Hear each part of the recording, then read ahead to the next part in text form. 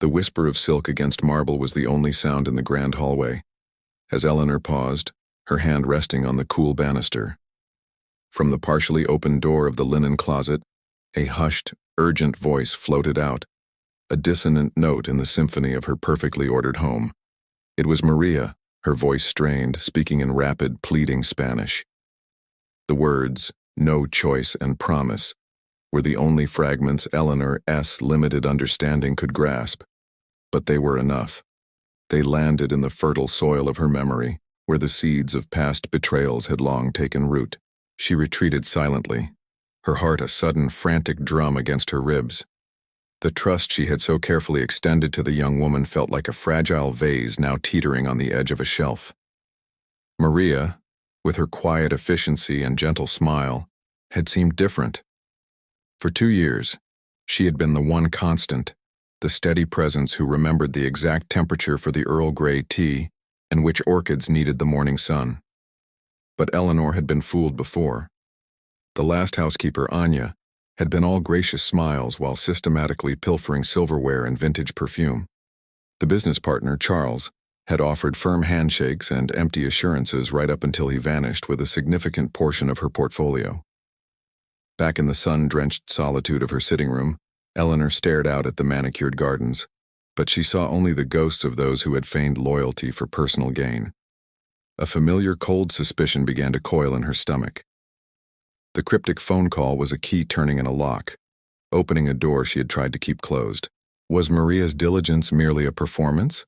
Was her apparent kindness a mask for avarice waiting for the right moment to strike? The opulence of the room, the gilded frames and the soft glow of priceless artifacts suddenly felt like a gilded cage. Every valuable object seemed to whisper a question about its own security. She could not live with this nagging uncertainty, this poison of doubt. She needed to know, definitively and irrevocably, where Maria's true loyalties lay. The idea formed not as a gentle thought but as a sharp, clinical decision. She would not accuse, she would not confront, she would test, she would construct a scenario so dire, so tempting, that Maria's true character would be forced into the light.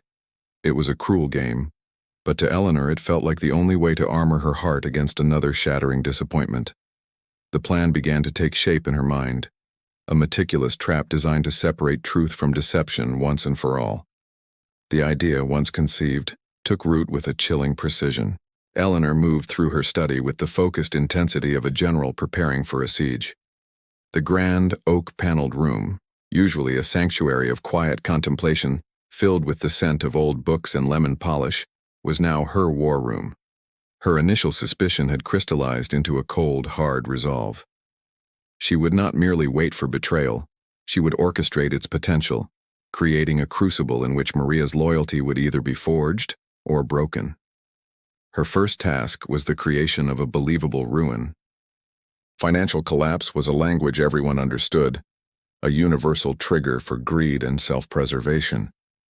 She settled at her expansive mahogany desk, its polished surface reflecting the soft glow of the green banker's lamp. From a locked drawer, she retrieved a stack of her own legitimate financial statements, thick, embossed documents that spoke of immense stability. These would be her templates. With meticulous care, she began to alter them, not with a pen, but with the tools of modern deception. The scanner and high-quality printer hummed quietly, becoming accomplices in her scheme. She meticulously adjusted numbers, transforming vast holdings into staggering liabilities, replacing healthy dividends with catastrophic losses. She forged letters from a fictional investment firm, their language cold and final, citing market crashes and failed ventures. Each document was aged slightly with careful handling and a faint dusting of talcum powder, making them look like they had been anxiously pored over for weeks. The final touch was a forged court summons for a massive bankruptcy hearing. The paper felt appropriately official, the seal embossed and convincing. She scattered these fabricated testaments to her downfall across her desk, a chaotic mosaic of despair. To any observer, it would paint a picture of a life unraveling at the seams. Satisfied with the physical evidence, she reached for the phone, its heavy black receiver cool in her hand. She dialed the private number of her lawyer, Charles Whitaker, a man who had handled her family's affairs for decades. When his calm, professional voice answered, Eleanor's own voice took on a carefully practiced tremor, a subtle undercurrent of panic weaving through her normally composed tones. She laid out the fictional catastrophe, her words tumbling out in a rush of feigned distress. She instructed him, in the guise of a woman clinging to her last shred of pride, to prepare for the worst, to quietly begin liquidating certain non-essential assets to stave off the inevitable just a little longer. She stressed the need for absolute discretion, painting a picture of social ruin should word get out. Whitaker, hearing the genuine-sounding anguish in her voice, assured her of his complete confidentiality and his immediate attention to the matter. Hanging up the phone, Eleanor felt a strange mix of triumph and unease. The first pawn had been moved. The trap was set. All that remained was to lure the subject into its center. Alone in the cavernous silence of her bedroom, Eleanor stood before the full-length gilt mirror, her reflection a study in manufactured despair.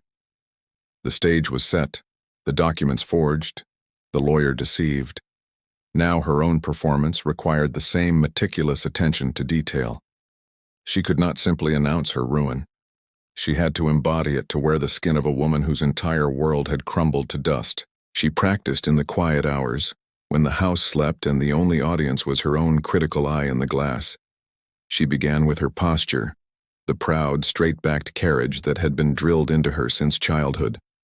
She let it slump, shoulders curving inward as if bearing an invisible, crushing weight. Her hands, usually still and graceful, she taught to tremble slightly, to flutter nervously at her throat or twist the fabric of her dressing gown. But the true work was in her face. She schooled her features into a mask of hollowed-out grief, allowing her eyes to lose their sharp focus and grow distant and glassy. She practiced breathing in shallow, hiccuping gasps, the kind that precede tears. In the mirror, a ghost of her former self stared back, a woman frayed at the edges, her composure shattered. It was a convincing portrait of devastation, each brushstroke applied with cold, calculated artistry. She rehearsed the words she would say, not their content but their delivery, a voice stripped of its authority, rendered thin and reedy with supposed shock. Satisfied with her theatrical transformation, she moved to the final, most damning piece of the scheme.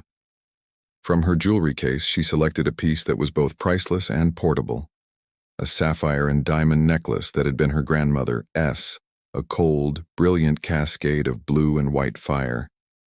It was an object of undeniable temptation, its value obvious even to an untrained eye. Its absence would be immediately noticeable, a crime of opportunity that would seem undeniable. With the necklace coiled in her palm like a sleeping serpent, she made her way on silent feet to the servants' wing. The air grew cooler, simpler. Pausing outside Maria's door, she listened for any sound within, hearing only the deep silence of the late hour. The handle turned without a sound under her careful pressure. The room was neat and Spartan, a testament to Maria's orderly nature. A small bed, a plain wardrobe, a nightstand with a book and a reading lamp. Her heart hammered against her ribs, a traitorous rhythm of guilt she forcefully suppressed. Her eyes scanned the room, searching for the perfect spot, a place Maria would eventually find it, but one that could also suggest she had hidden it herself. The top drawer of the nightstand was too obvious. The pocket of a hanging coat felt too deliberate. Then she saw it, the small lidded basket where Maria kept her knitting wool. It was a personal space, yet one she opened regularly. Pushing aside balls of soft yarn, Eleanor nestled the necklace deep within, the cold gems disappearing into the warmth of the wool. She closed the basket lid, rearranged the yarn on top, and retreated from the room, closing the door with the same ghost-like care. The bait was now planted, a glittering lie waiting in the dark to prove a terrible truth. The stage was set, the actress was ready, and the prop was in place. The performance could now begin. The grand dining hall, usually a space of warm, convivial gatherings, felt cavernous and cold under the weight of Eleanor's impending announcement. She had summoned every member of the household staff, from the elderly gardener to the young kitchen assistant, under the pretense of an urgent meeting. They stood in a quiet, uneasy cluster near the long mahogany table, their uniforms crisp against the opulent backdrop of silk wall coverings and crystal chandeliers. The air hummed with unspoken curiosity, a tension that Eleanor herself had carefully orchestrated. She made her entrance not with her customary grace, but with the faltering steps she had practiced so diligently. Her usually impeccable appearance was subtly altered. A stray strand of hair had escaped its chignon, her dress was slightly rumpled, and the absence of her customary jewels was starkly noticeable.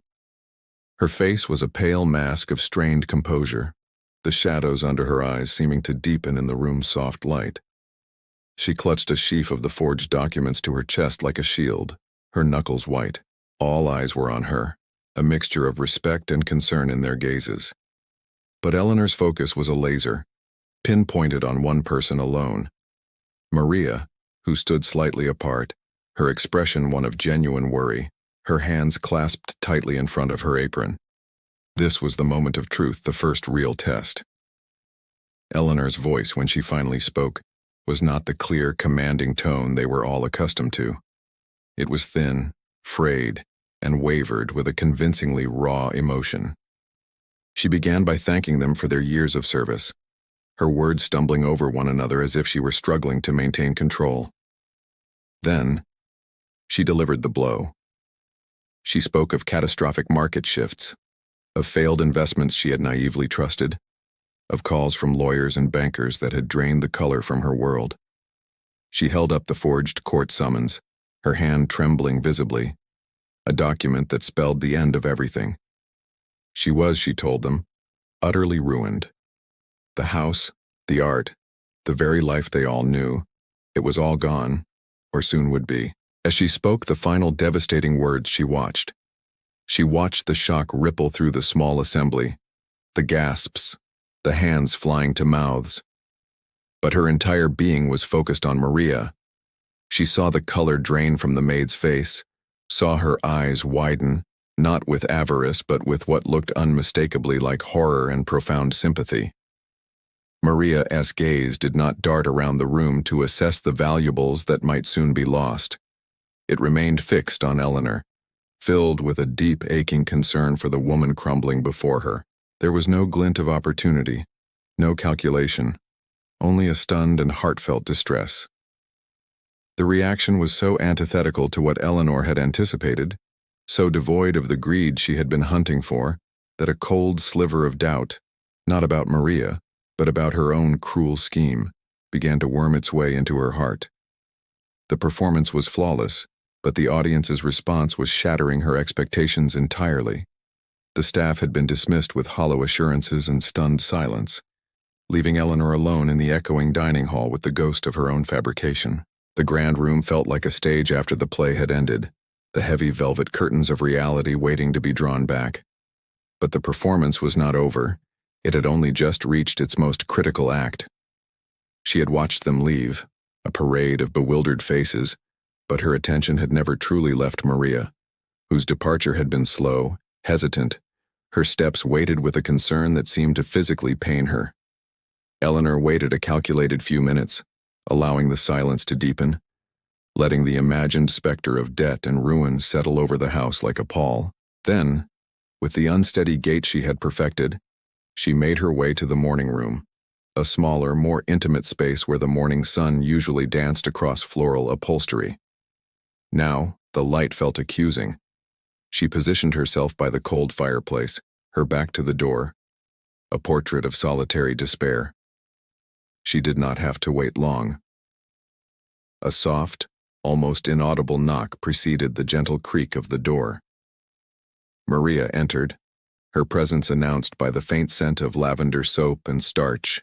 Eleanor did not turn, allowing the young woman to witness the supposed depth of her collapse, the slump of her shoulders, the way one hand braced itself against the mantelpiece as if for physical support. Maria's approach was hesitant, her footsteps silent on the Persian rug. "Señora?" Her voice was a soft whisper, laced with a worry so genuine it felt like a physical touch. That was Eleanor's cue. She turned slowly, allowing Maria to see the full effect of her practiced devastation, the glassy red-rimmed eyes, the tremble of her lower lip. The dam, so carefully constructed, now had to break on command. A single, perfectly timed tear traced a path down her cheek. Then another. She brought a hand to her forehead, her fingers trembling. "It's all gone, Maria," she whispered, her voice cracking on the words, a masterclass in feigned vulnerability. "Everything. I don't know what to do." She let her knees buckle slightly, not enough to collapse, but enough to suggest a woman on the verge. "They'll take the house, they'll take everything, I'll have nothing, nowhere to go. She painted a vivid picture of destitution, of being cast out onto the streets, a wealthy socialite brought lower than any of her staff, her pride in tatters. She spoke of the cold, of the shame, of a future that was not just empty, but terrifyingly absent. It was a confession designed to pry open any vault of hidden greed, to see if the offer of salvation would be met with self-interest. Maria did not speak. She did not offer empty platitudes. Instead, she crossed the final space between them and, in a gesture of breathtaking simplicity, took both of Eleanor's cold, trembling hands in her own warm, work-roughened ones. The contact was a shock, a jolt of real humanity in the sterile theater of the lie. When Maria finally spoke, her voice was firm, steady, a rock in the storm Eleanor had concocted. She spoke not of pity, but of practicality. She mentioned the small savings she had, a humble sum painstakingly set aside from her wages. It was not enough to solve anything, she said, with a heartbreaking lack of pretense, her eyes holding Eleanor's with a sincerity that was utterly disarming. But it was enough, she insisted, her grip tightening slightly, to secure a small flat, to buy them, some time to think, to plan, to breathe. The money was there, she said, if Eleanor would please just take it. It was hers to use. The offer hung in the sunlit room, simple, selfless, and utterly devastating. It was the exact opposite of what Eleanor had expected, what she had prepared for. The script she had written, in which Maria's eyes would gleam with opportunity, lay in ashes at her feet. All that remained was the profound, uncomfortable, and entirely genuine kindness of the woman whose loyalty she had sought to shatter. The first test was over, and Eleanor had failed it catastrophically. The raw, unscripted kindness in Maria's offer hung between them, a warmth so genuine it threatened to melt the icy facade Eleanor had so carefully constructed. For a heart-stopping moment, Eleanor was speechless, her rehearsed lines of despair evaporating in the face of such unvarnished loyalty. The guilt, which had been a faint whisper, now roared in her ears.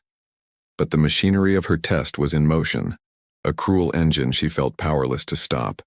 She had to see it through. If Maria's first instinct was selfless, perhaps her second, when faced with a more tangible temptation, would reveal the avarice Eleanor was still, perversely, hunting for. She withdrew her hands from Maria's warm grasp, turning back to the cold fireplace as if too ashamed to meet her gaze.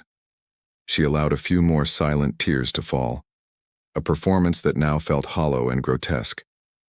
"Your kindness, it humbles me," Eleanor whispered, her voice thick with a real emotion she had not intended to feel.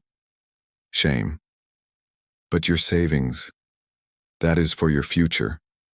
I could never." She paused, letting the weight of her fictional predicament settle again. Then she planted the seed, her words chosen with venomous care. "Besides, the debt is a monster. A few thousand would be a drop in the ocean. It would only delay the inevitable for you too. They will find everything. They will take everything." She turned then, her eyes deliberately avoiding Maria's, and instead scanning the room, alighting on various small, valuable objets d'art. A porcelain figurine, a silver picture frame. Her gaze was meant to be desperate, calculating. "Sometimes," she said, her voice dropping to a conspiratorial, almost hopeless murmur, "I think the only way out is to disappear, to take what one can and simply vanish before the vultures descend, to find a quiet place where no one knows your name or your failure." She let the suggestion hang in the air, a dark, seductive fantasy of flight. It was an invitation to cowardice and theft, wrapped in the language of shared desperation. She was subtly painting a picture where Maria's only logical move was to save herself, to take the priceless portable asset she believed was hidden in her room and flee from the coming storm. She watched Maria closely, expecting to see a flicker of understanding, a dawning realization of an easy escape route. She waited for the shift in posture, the subtle gleam of self-preservation in the eyes. But Maria's expression did not change to one of greedy comprehension. Instead, a look of fierce protectiveness hardened her features. She shook her head, a firm, decisive motion. "No, Señora," she said, her voice gaining a new strength. "Running is not the answer. That is what they would expect. That is surrender." She stepped closer, her practical nature overriding the fantasy Eleanor had tried to sell. "You have assets still. Things of value, not trinkets," she said, dismissing the small items Eleanor had glanced at. "Important things. Things that could be sold properly through the right channels to pay these people what is owed and be done with them." Then she said the words that struck a direct, unintentional blow to the very core of Eleanor's scheme. "What about the jewelry? The pieces you rarely wear? That sapphire necklace, for instance, the one with the dark blue stone. It must be very valuable. We could take it to a reputable dealer, we could get a fair price, it could be a start. It is better to fight with what you have than to run with nothing." Eleanor felt the blood drain from her face. Maria was not suggesting theft. She was proposing a legitimate, honorable solution. And she had specifically mentioned the very necklace currently planted in her knitting basket. Not as a secret to be stolen, but as a resource to be honestly liquidated for Eleanor's benefit. The temptation had been offered, and Maria had not only refused it, but had transformed it into a weapon for Eleanor's defense. The trap had sprung, but it had caught the wrong person, and Eleanor stood staring at its jaws, horrified by what she had almost done. The mention of the sapphire necklace sent a jolt of pure, undiluted panic through Eleanor, so acute she feared it might show on her face.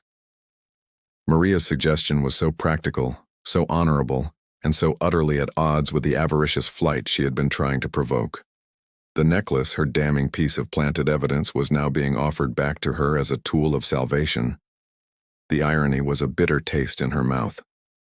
She had to steer the conversation away from it, and quickly. The test was not over, it had to escalate. If Maria would not be tempted by the chance to steal, perhaps she could be tested with complicity. Eleanor waved a dismissive, trembling hand, as if the idea of selling heirlooms was too painful to contemplate. No, those appraisers, they're vultures. They'll smell the desperation and offer a pittance." She let her eyes dart toward the window, feigning a fresh wave of fear. She turned back to Maria, her expression shifting to one of urgent, shared conspiracy. "My lawyer, he called again while I was gathering everyone. He said they're coming, the collectors." She infused the word with a hushed terror. "Today, perhaps this afternoon. They have a court order. They'll sweep through the house, cataloging everything, taking anything of value right off the walls." She gripped Maria's arm, her fingers cold. "I need your help. I can't do this alone. We must hide things. The small things, the most valuable ones. They won't look in the servants' quarters, not thoroughly. Your room, the linen closets, the pantry, anywhere they wouldn't think to search." It was a direct order, a request to become an accomplice in defying a legal order, a test of loyalty that crossed into the realm of the illegal. She was asking Maria to risk herself, to soil her own hands for Eleanor's fictional cause. Then she waited. She expected immediate agreement, a loyal rush to action that would prove a blindness to the law, a devotion so complete it was foolish. But Maria did not move. Her brow furrowed not in fear, but in deep thought. The blind obedience Eleanor anticipated was not there. Instead, a look of intense concentration settled on her features. It is not just debt. It becomes a crime. Before Eleanor could insist, before she could push the narrative of desperate necessity, Maria was moving. But not toward the valuables. She moved to a small writing desk in the corner of the morning room and retrieved a tablet computer Eleanor sometimes used for correspondence. "Please, one moment," Maria said, her fingers already flying across the screen. Eleanor stood frozen, a statue of manufactured panic, as she watched Maria's efficient research. This was not part of the script. Maria was not proving her loyalty through blind action. She was proving her worth through intelligent, protective caution. The silence in the room was broken only by the soft tapping on the screen. Strict procedures. They cannot simply barge in and seize personal effects without a full inventory witnessed by a court official. You have rights. You can be present. You can dispute valuations. She placed the tablet down and faced Eleanor, her posture straightening with a new, confident purpose. Hiding things is the wrong plan. It will only make things worse if they are found, she said, her voice firm and reassuring. The right plan is to meet them with knowledge. We will prepare. We will show them you are not a victim to be plundered, but a person of dignity facing a difficulty. I will stand with you. We will face them together, properly. She had not just refused to break the law. She had devised a smarter, braver, and more honorable strategy. She had taken Eleanor's test of corruptible loyalty and transformed it into a demonstration of fierce, intelligent protection. Eleanor's elaborate lie of coming debt collectors now felt like a flimsy paper tiger facing a steady, real sword. The second test was over, and once again Maria had passed in a way Eleanor had never imagined possible, leaving her standing in the ruins of her own deception, more ashamed and bewildered than ever. The steady, intelligent resolve in Maria's voice, her plan to face down fictional debt collectors with dignity and law books, left Eleanor utterly disarmed.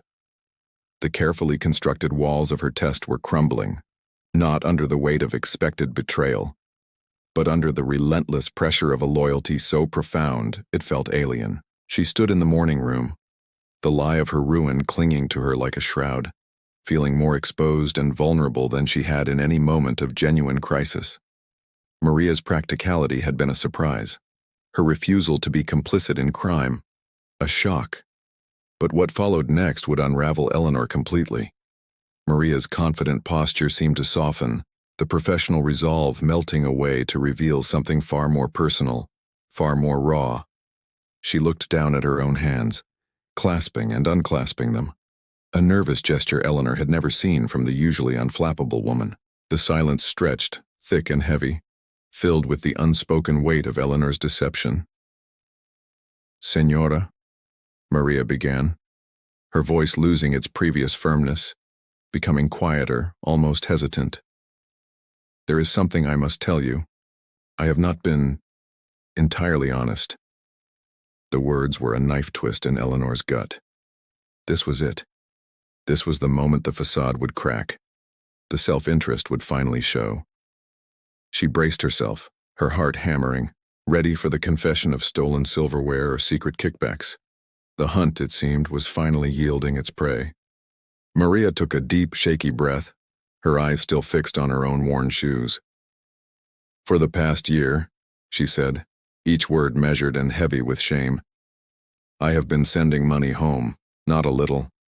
Almost half of my wages each month." She finally looked up, and her eyes were glistening with unshed tears, not of guilt for theft, but of worry. "My mother, she is very sick. The doctors in our village, they can do little. The medicine she needs, the treatments, they are expensive. It is a slow drain, but it is constant. I send what I can to my brother so he can care for her." Eleanor stared, the confession landing not as a revelation of greed but of heartbreaking sacrifice. This was the secret. This was the source of the hushed, worried phone calls. Not plotting, but pleading. Not disloyalty, but duty.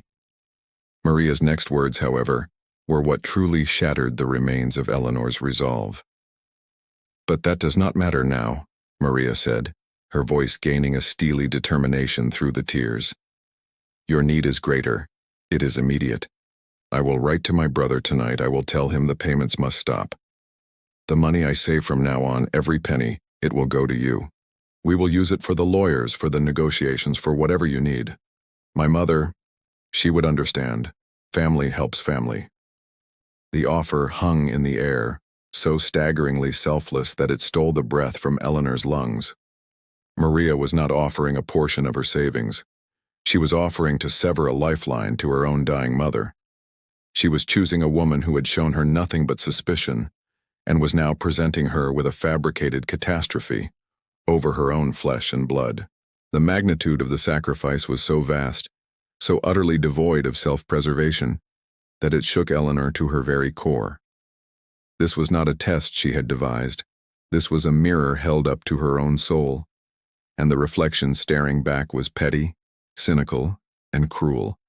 The hunter stood exposed, humbled and shaken by the sheer, unassailable goodness of her prey. The silence that followed Maria's initial offer was a physical presence in the room, thick and suffocating. Eleanor could only stare, her mind reeling, the intricate architecture of her lie feeling more flimsy and grotesque by the second. She had expected a crack, a flaw, a glimpse of the self-interest she was so certain lay beneath the surface. Instead, Maria was offering to dismantle her own life, brick by painful brick, to shore up the ruins of Eleanor's fictional one. And then Maria continued, her voice a low, steady stream of confession that poured more weight upon Eleanor's already buckling conscience. "It is not just the wages from here," she said, her gaze fixed on a point somewhere on the carpet, as if she could not bear to look at Eleanor while admitting this. "The half I sent home, it was never enough. Not for the surgery she needs. The doctor said it is her only chance." She took a shaky breath, the admission costing her dearly. "For months now, I have not been resting on my days off. When I told you I was visiting a cousin or running errand, I was working. A cleaning service in the city takes on extra help for large offices on weekends. The pay is less and the work is harder, but it is something. It is cash. Every extra shift, every sore muscle, every hour of lost sleep, it was for her. It was going into a tin box under my bed a little at a time, saving for what the doctor said would cost a fortune." Eleanor felt the world tilt. The image of Maria already tirelessly dedicated in her service, spending her precious free time on her knees scrubbing other people's floors, sacrificing her rest, her comfort, all for the hope of saving her mother's life, was devastating in its humility and love. Maria finally looked up, and her eyes held a resolve that was both terrible and beautiful. "The money in that box, it is not a fortune, but it is something. It is a start. For you." The pronoun landed with the weight of a verdict. "Your trouble is here. It is now. We can use it.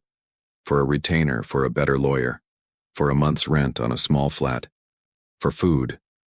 We will use my mother's hope to fund your survival." The finality in her tone was absolute. She had made the calculation, the cruel arithmetic of immediate need versus distant hope, and she had chosen Eleanor. She was willingly setting a lit match to her own most desperate dream, and offering the resulting flame to warm the hands of a woman who was, in truth, standing in a mansion surrounded by unimaginable wealth. The sacrifice was so complete, so utterly self-annihilating, that it transcended loyalty and bordered on sanctity. Eleanor could no longer maintain the facade.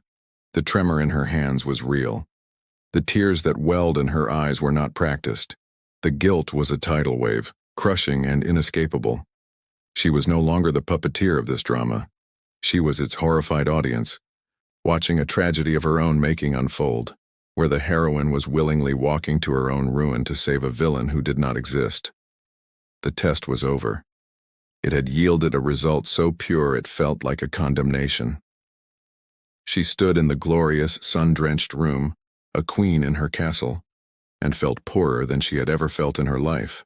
The silence that settled after Maria's declaration was more profound than any Eleanor had ever known. It was not the quiet of an empty house, but the heavy, suffocating stillness that follows a cataclysm. She stood frozen, the echo of Maria's sacrifice ringing in her ears, each word a hammer blow against the fragile glass cage of her deception. The woman before her had just offered the very essence of hope, her mother's chance at life, and laid it at the feet of a mirage. The grandeur of the morning room with its soft sunlight and exquisite furnishings seemed to mock them both, a stage set for a tragedy written by Eleanor's own distrust. A cold sweat broke out on the back of Eleanor's neck. The carefully constructed persona of the ruined socialite felt like a poorly fitting costume, its seams straining and splitting under the weight of this unbearable reality.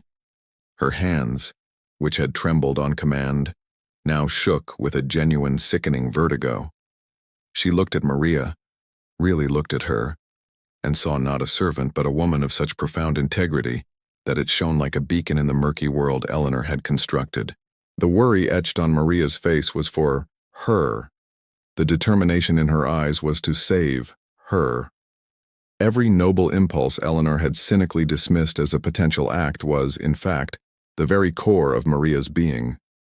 Guilt, which had been a nagging whisper, now erupted into a deafening roar. It was a physical pressure in her chest, a churning nausea in her stomach. Each of Maria's past actions, which she had scrutinized for hidden malice, now replaying in her mind with horrifying clarity. The practical comfort, the refusal to steal, the intelligent legal counsel, and now this, the ultimate sacrifice. They were not the calculated moves of a clever manipulator, but the genuine, unwavering steps of a truly loyal soul.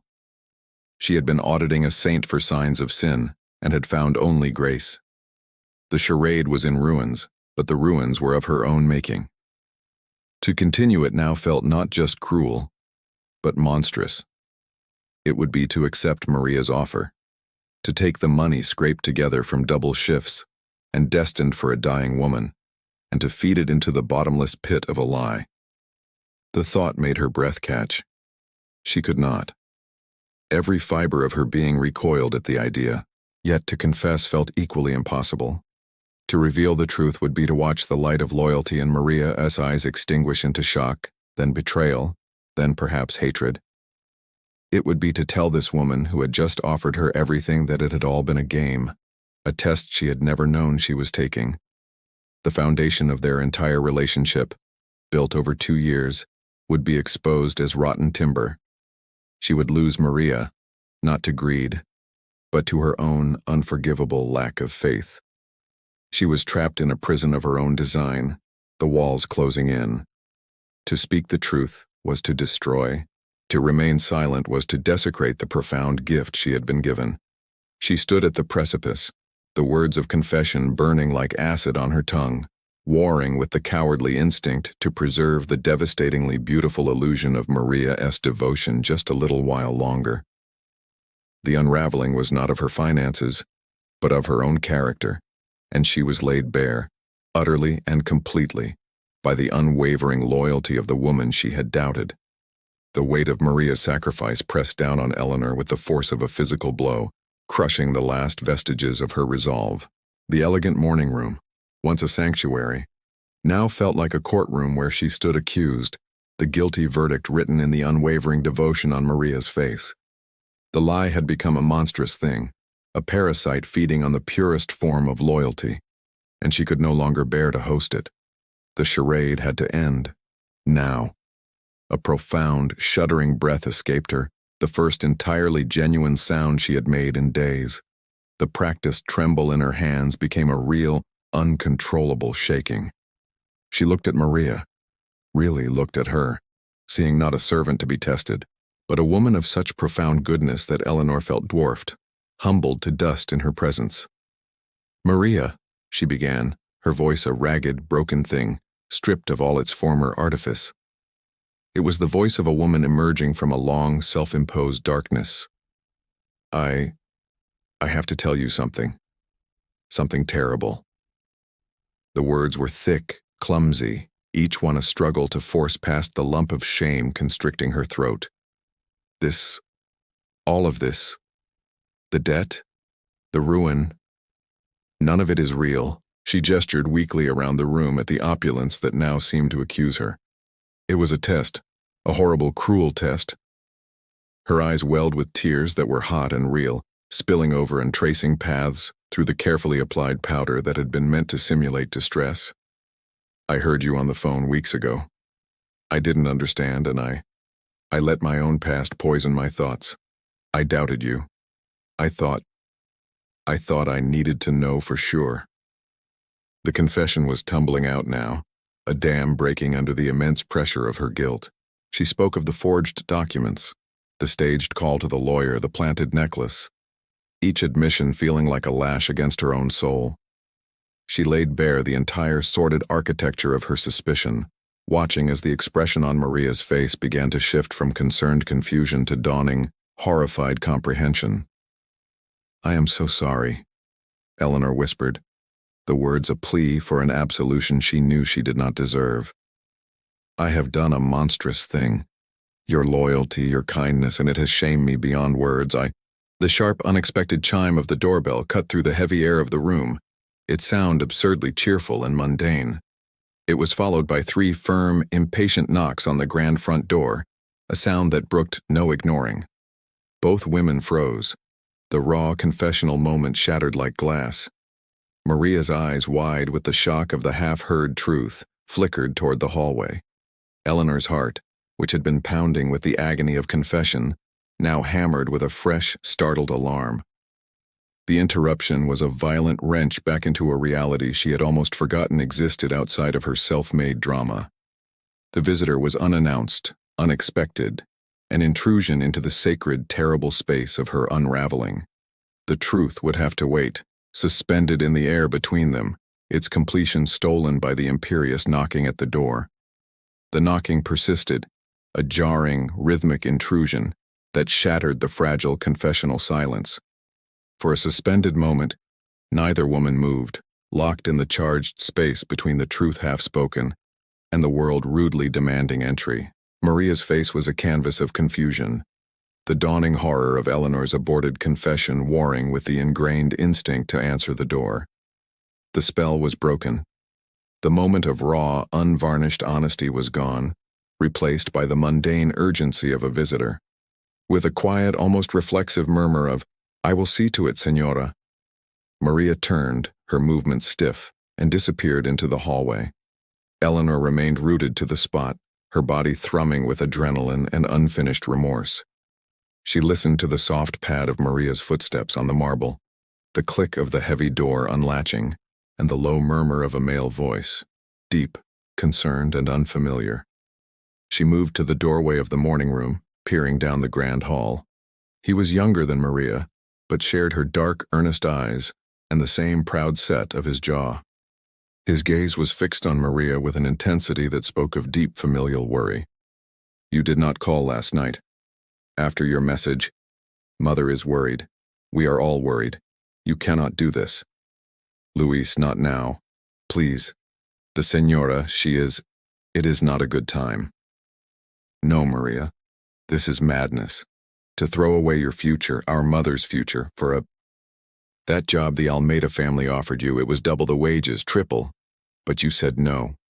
You said the Señora here was like family, that she needed you, that her kindness was worth more than pesos." His words, meant only for his sister, struck Eleanor with the force of a physical blow. The cryptic phone call she had overheard, it hadn't been Maria plotting.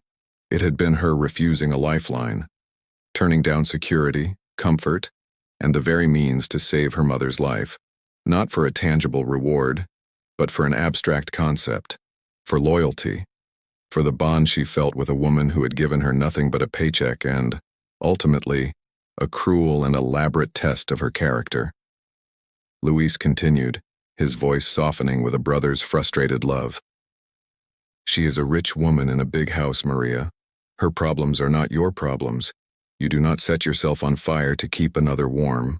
Come home. Reconsider the Almeida's offer. It is not too late." But Maria stood firm, a small, stubborn statue in the vast hallway. "My place is here, Luis. My family is here too." Eleanor heard no more. She retreated silently back into the morning room, the brother's impassioned plea echoing in her mind, each word a scalpel laying bare her own wretchedness. Maria had not just been loyal. She had been offered a path to everything she needed and had chosen Eleanor instead. She had valued a perceived bond over her own mother's health. The depth of her devotion was not just proven. It was quantified, measured in lost opportunities and sacrificed wages, and it was infinitely more than Eleanor could ever have deserved. The confession she had been about to make felt trivial now, inadequate. The truth was far worse and far more beautiful than she had ever imagined. The echo of the brother's words lingered in the grand hallway long after the front door had clicked shut, a verdict more damning than any Eleanor could have passed on herself. She stood in the center of the morning room, the space that had witnessed her cruel performance and was now a silent witness to her utter defeat. The opulent walls seemed to lean in, absorbing the shame that radiated from her in waves. Maria returned from seeing her brother out, her footsteps slow and heavy. The confusion and dawning hurt from Eleanor's aborted confession were now layered with a weary resignation. She did not speak, merely waited, her hands clasped before her. A portrait of quiet dignity in the face of a storm she did not yet fully understand. There were no more theatrics left in Eleanor. The persona of the ruined socialite had been incinerated in the searing light of Maria's brother's revelation. She felt hollowed out, stripped bare. The words, when they finally came, were not practiced or performed. They were raw, simple, and heavy with the full weight of her remorse. "Everything your brother said is true," Eleanor began, her voice a hollow whisper. "And it is worse. So much worse." She forced herself to meet Maria's gaze, to not flinch from the confusion she saw there. "There is no debt. There are no collectors. The bankruptcy, the fear, the desperation. All of it was a lie. A test I created because I doubted you." She laid it all out with a bleak, unflinching clarity.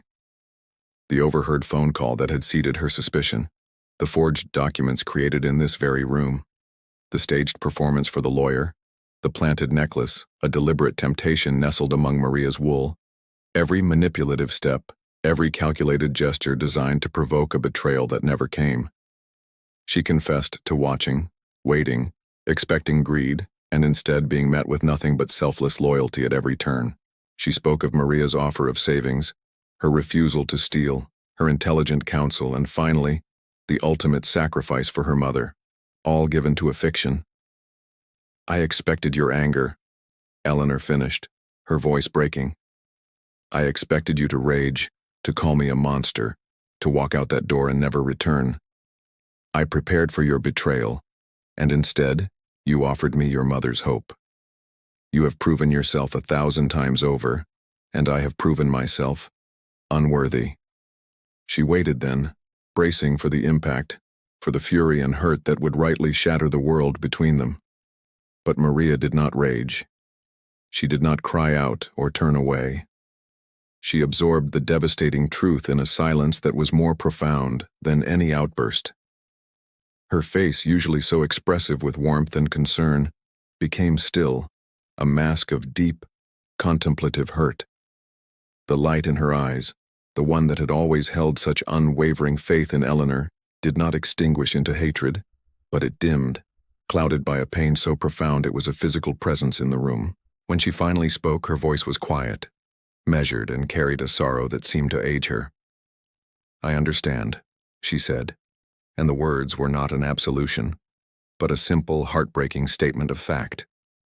"I understand the fear that makes people build walls. I have seen it before." She paused, her gaze dropping to her own hands, as if searching for the answers in their work-roughened skin. "The hurt is not that you tested me, Señora. People with much, they fear to lose it. They test the ground beneath their feet." She looked up, and her eyes were glistening with unshed tears. "The hurt is that you saw my worry for my mother and thought it was a secret to be kept from you. The hurt is that you saw me take extra shifts, saw the tiredness in my eyes, and thought it was for some hidden greed, and not for a love you could never understand. The hurt is that for 2 years I have served you with my whole heart, and you saw only a servant whose loyalty had a price." A single tear escaped, tracing a slow path down her cheek. "You thought so little of me that you believed a necklace could buy what I had already given you for free." Her words were not an accusation shouted in anger, but a truth spoken in a whisper that cut deeper than any blade. She had laid bare not just the mechanics of the lie, but its soul-crushing insult. Eleanor had not just doubted her actions, she had doubted her very essence. The confession was complete, and in its wake stood not an angry woman, but a deeply wounded one, whose faith had not been broken but had been profoundly and unnecessarily bruised. The quiet aftermath of Maria's words settled over the room like a fine dust, each particle a fragment of Eleanor's shattered pride and misguided certainty. She stood exposed, not as a cunning architect of a test, but as a foolish woman who had mistaken devotion for deception.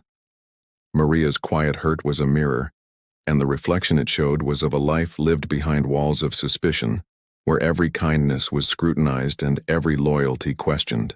The grandeur of the house, the wealth that surrounded them, felt meaningless, a gilded shell protecting a hollow core. Eleanor's gaze fell upon Maria, not as an employer to a servant, but as one profoundly flawed human being to another of immeasurable grace. The chasm between them, dug by her own hands, seemed vast and unbridgeable.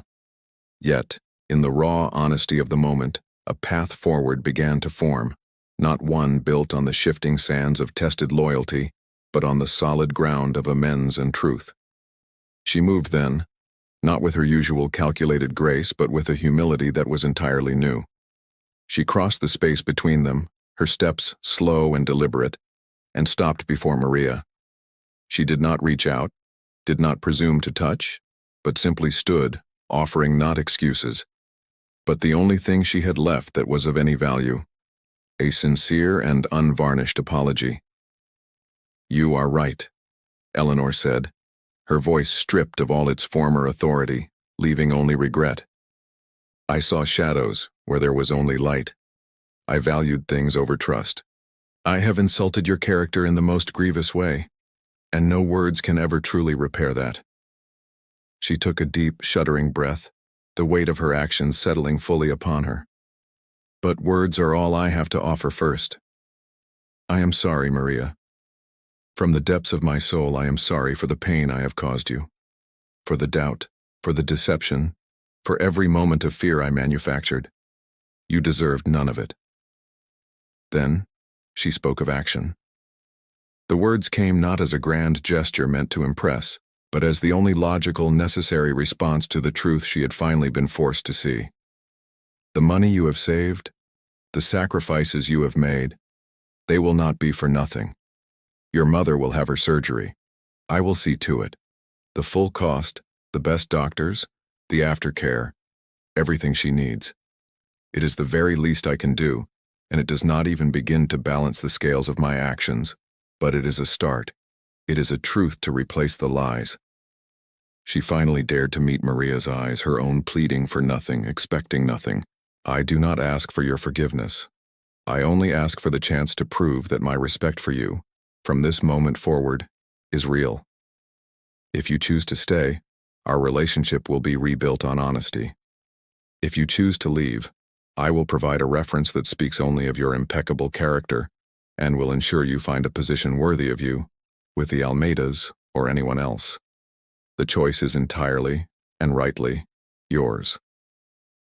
Maria listened in silence, the initial storm of hurt in her eyes gradually softening into a weary acceptance. She saw the genuine remorse, the stripped-bare humility, the tangible offer of help that addressed the deepest worry in her heart. It was not a bribe. It was a penance. After a long moment, she gave a slow, single nod. "I will stay," she said quietly, her voice firm. "Not for the offer, but because a foundation cracked can sometimes be made stronger when it is repaired with truth." A faint, tentative understanding passed between them, a fragile bridge built over the chasm. "And I will accept your help for my mother, thank you." It was not a full reconciliation. That would take time, patience, and consistent proof. But it was a beginning. The lie had been dismantled, and in its place stood the raw materials for something new.